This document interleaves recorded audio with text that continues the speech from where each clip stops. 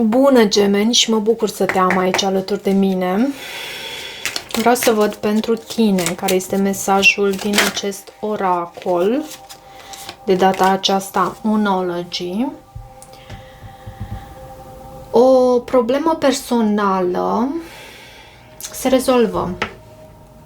Lună plină în zodia Rac. Poți să ai de a face cu un rac sau să ai tu marcaje pe rac. Și de asemenea acest îndemn văd pentru tine să echilibrezi spiritualitatea cu practicalitatea. Luna plină în zodia Pești poate un semn zodiac al Pești, Rac, Pești, poate fi și Scorpion pentru că reprezintă semnele de apă. Hai să vedem acum ce are tarotul să ne transmită pentru tine. Mesaje importante pentru Gemeni, pentru zodia Gemeni.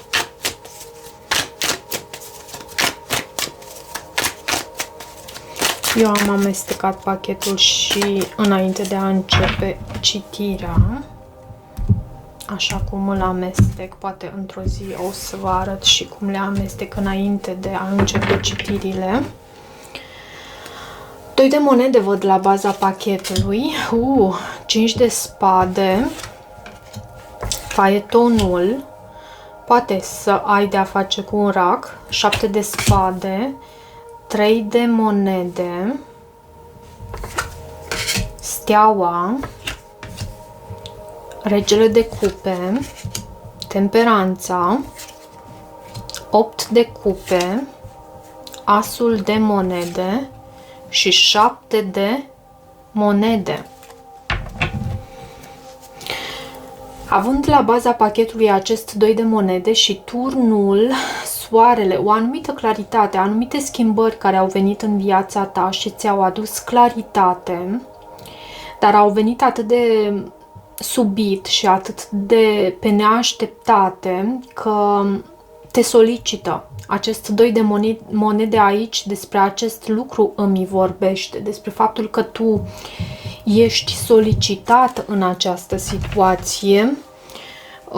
Poate fi pe dragoste, poate fi în legătură cu acest, dar nu toate citirile sunt în dragoste și nu luați acest lucru astfel, adică poate fi, dar nu e obligatoriu. Văd acest 5 de spade. 5 de spade care se referă la această problemă personală pentru care tu totuși vei găsi rezolvare. 5 de spade poate să se refere la un anume conflict cu o anume persoană. De ce 5 de spade? Moartea. O încheiere și regina de cupe.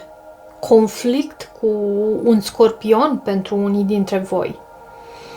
O persoană care acționează într-un mod foarte decepționant și te dezarmează. În blocajul acestei situații, și nu prea îmi dau seama de ce acest faeton este în blocaj, după cum vezi, situația este una negativă, iar această carte este una pozitivă peste o carte negativă și este în blocaj. Faetonul îmi spune aici de faptul că poate îți pierzi răbdarea, îți pierzi cumpătul și te îndepărtezi, pentru că faetonul se mai poate și îndepărta de această situație. Pur și simplu îți iei mașina și pleci. De ce faetonul? 2 de bâte. Tu te afli la o răscruce de drumuri și cumva vechiul nu prea își mai are locul în viața ta. Cu acest 2 de bâte, tu literalmente ai lumea în mâna ta. Iar această bâtă din spatele tău reprezintă trecutul pe care Nu știu dacă îl mai vrei. Nu știu dacă îl mai vrei. Reprezintă acea cale deja bătătorită, deja tu ai mers pe această cale și acum ești în postura și ai această opțiune de a alege ceva nou pentru tine. Și faci asta în ascuns. Îți vezi de propriul interes, pentru că avem acest 7 de spade în subconștientul tău. Faci lucrul acesta în ascuns. De ce? Poate această energie scorpionică, pentru că așa am simțit, posibil să ai de a face cu această situație shaky, așa, și decepționantă cu un scorpion din viața ta. Iar tu în ascuns te îndepărtezi de această persoană. De fapt, nu înfrunți problema, ci te îndepărtezi. De ce 7 de spade? Și tu știi mai bine, 4 de bâte. Pentru că îți dorești stabilitate. Pentru că îți dorești ca lucrurile să fie armonioase între tine și o persoană anume.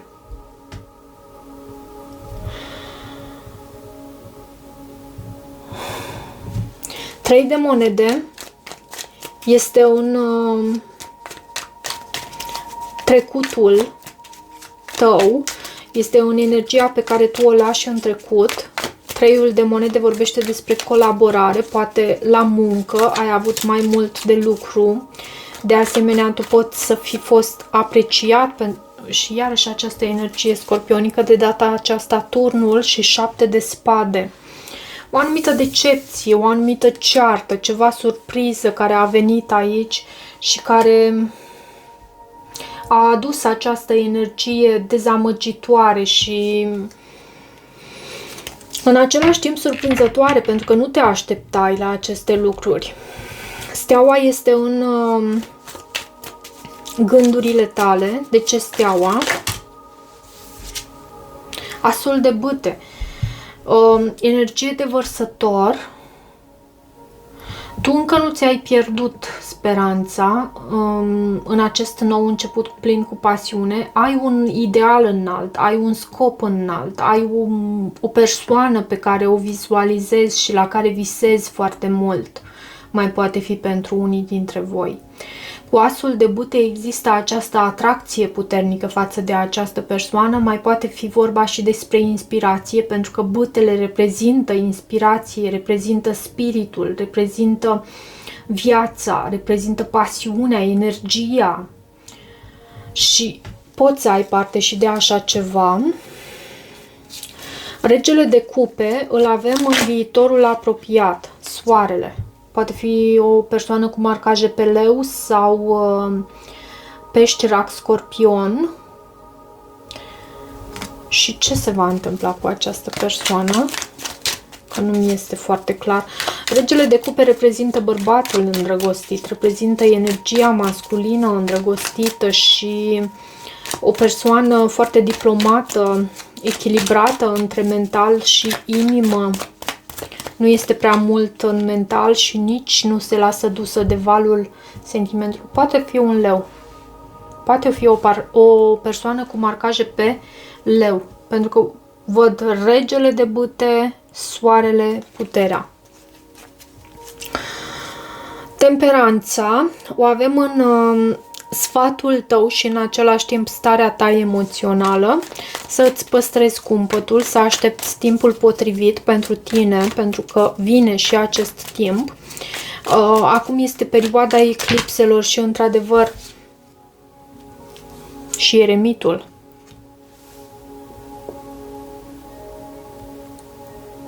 Eremitul poate reprezenta o fecioară. Aici avem temperanța, poate reprezenta un săgetător sau energie de fecioară și săgetător. Să analizezi lucrurile cumva, să te gândești foarte bine, să ai răbdare, să nu acționezi așa din prima, pentru că tu poți să ai parte de stabilitate aici.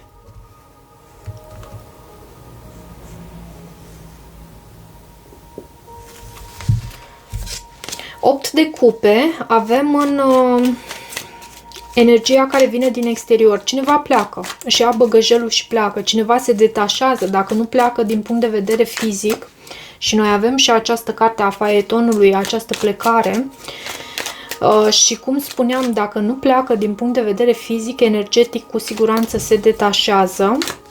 O persoană care e pur și simplu cu sine, mai în colțul său, nu sunteți conectați. De ce 8 de cupe? Și cine este această persoană? Ok. Cărțile s-au întors. Nu. 8 de bâte. 8 poate fi relevant pentru tine. A rămas întors în pachet. Ia să văd, mai am vreo carte. Nu. De ce acest 8 de bâte vine cu comunicare? Cineva pur și simplu comunică că se detașează. Spune, gata, am plecat. De ce 8 de bâte și 8 de cupe? Cine este această persoană? Acum 5 de bâte și asta aduce conflict. Poate fi o persoană dintr-un semn de foc, leu, berbec, săgetător, competiție, conflict, dar vezi tu, acest 5 de bâte nu este un conflict foarte serios, nu este precum acest 5 de bâte. Asul de monede este în frica sau speranța ta. Asul de monede vorbește despre un nou început. Este acea sămânță pe care tu o sădești pentru acel 10 de monede și pe care îl poți obține dacă te îngrijești de această sămânță. De ce asul de monede în frica sau speranța ta? Eremitul și cartea Moartea. Poate fi vorba despre o fecioară sau un scorpion. Visezi la acest nou început. 7 de monede și vezi tu, avem asul de monede, 7 de monede. Această progresie pentru rezultatul posibil obținut. Și te rog să dai acestei citiri măcar 2 săptămâni pentru a se materializa energiile în viața personală. De ce? Am văzut 5 de bâte. 7 de monede mai poate vorbi despre un soi de dezamăgire, dar poate vorbi și despre investiție. De ce 7 de monede? De ce 7 de monede? 4 de bâte. Stabilitate, bucurie, sărbătoare. Dar totuși cineva pleacă, cineva...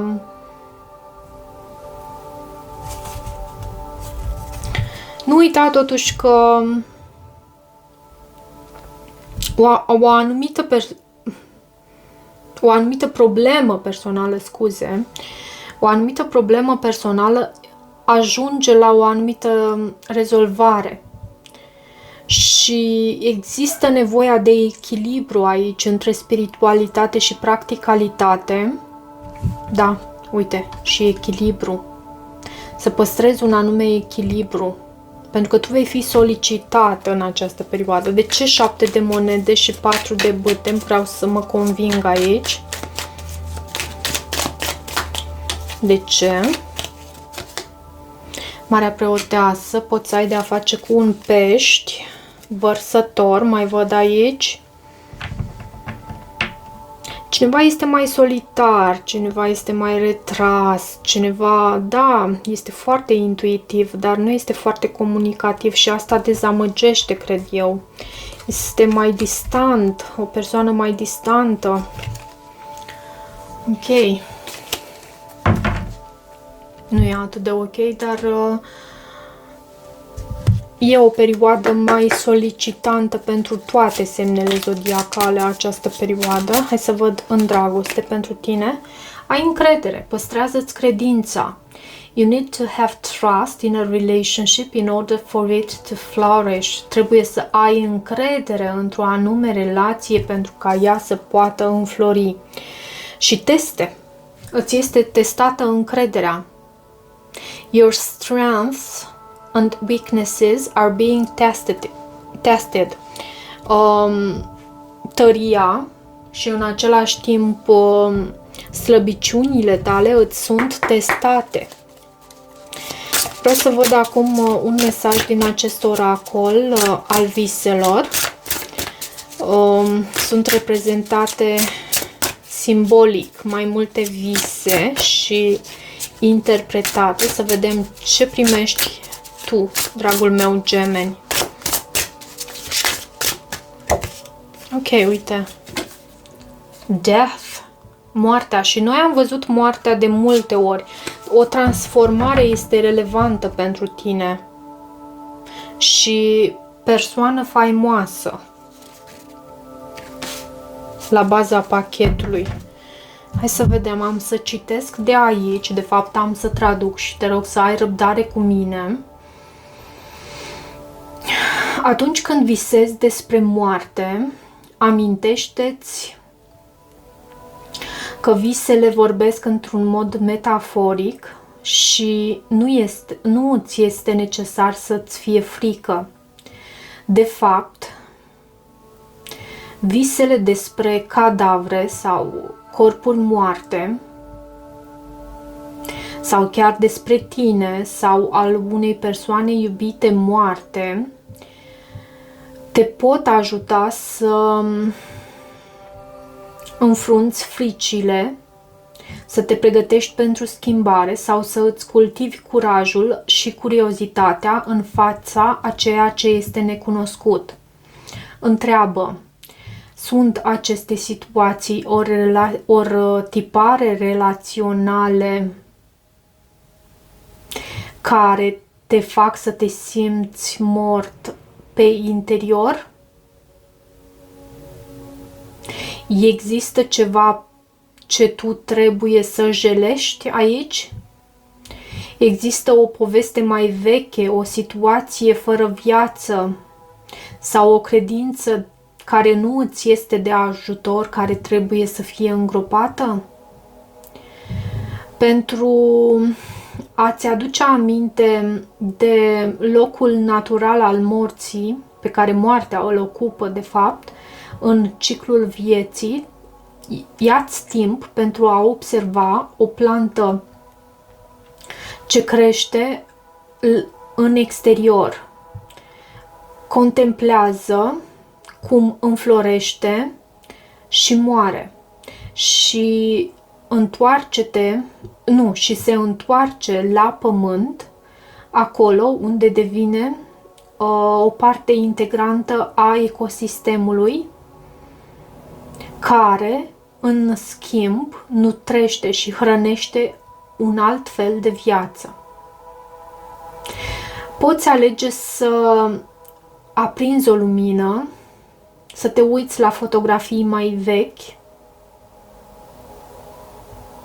și în mod simbolic să eliberezi ceva care a ajuns la un anume final. După aceea, te poți angaja să acționezi în așa fel încât să te simți mai plin de viață. Un mesaj foarte interesant aici pentru tine. Oricum ți se cere să ai încredere și încrederea îți va fi testată. Un final pentru tine aici. Și totuși, o situație personală care ajunge la o rezolvare. Ok, cam atât am pentru astăzi, dragii mei gemeni. Dacă rezonezi cu acest mesaj, nu uita să te abonezi canalului. Acest mesaj poate să facă parte din citirea ta sau este un mesaj separat. Pentru citiri personale găsești detalii în descrierea videoclipului. Te îmbrățișez cu recunoștință și iubire și ne vedem curând. Pa, pa!